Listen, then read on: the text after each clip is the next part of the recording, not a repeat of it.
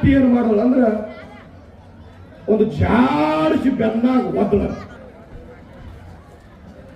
ಮಲ್ಲಮ್ಮ ಸರಿದು ಬಿದ್ದಳಂತ, ಐ ನಮ್ಮ ಅತ್ತಿ ಒದ್ದಳು, ಇವತ್ತು ನಮ್ಮ ಜೀವನ ಪವಿತ್ರ ಆತ, ಇವತ್ತು ಬಹಳ ಆನಂದ ಐತೆ. ಅತ್ತೇನು ನನ್ನ ಅವೇನು ಎರಡೂ ಒಂದೇ.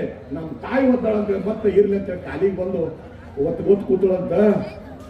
ಐ ಮಲ್ಲಮ್ಮ ನಿನಗೆ ಸಿಟ್ಟೆ ಬರ್ಲಿಲ್ಲ, ನಾ ಒದ್ದೆ, ನಿನಗೆ ಸಿಟ್ಟೆ ಬರ್ಲಿಲ್ಲ, ಶಿಫ್ಟರೇ ಐತಿ ಇಲ್ಲಿ ನಿನಗ ಕೇಳಂತೆ ಅತ್ತಿ. ಕೇಳಾಗ ಅಲ್ರಿ ಅತ್ಯಾರ, ನಂಗೆ ಶಿಫ್ಟ್, ನಾನು ಶಿಫ್ಟಿನ ವಿಚಾರ ಮಾಡಬೇಡ್ರಿ, ನನಗೆ ಒದ್ಯಾದ ಒದ್ರಿ ಅದೇನು ದೊಡ್ಡದಲ್ಲ, ನಂಗೆ ಶಿಫ್ಟ್ ಅಲ್ಲ, ನೀವು ನಮ್ಮ ಅಮ್ಮ ಇದ್ದಂಗೆ ಒದ್ದಿರು ಇರ್ಲಿ.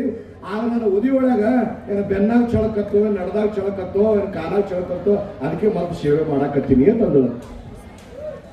ಇದು ಸುಮಾರು ಕೆಲವೊಂದು ವರ್ಷ ಹಿಂದುಗಡೆ ಆಗಿ ಹೋಗಿರ್ತಕ್ಕಂಥ ಘಟನೆ.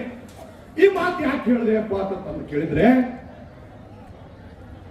ಆ ಸಮಯದೊಳಗ ಅವ್ರ ಅತ್ತಿ ಮಲ್ಲಮ್ಮ ಗೊತ್ತಿದ್ದಾಳೆ. ಹೊಳ್ಳಿ ಬಂದು ಮಲ್ಲಮ್ಮ ಕಾಲು ಹೊತ್ತು ಕೂತಿದ್ದಾಳೆ.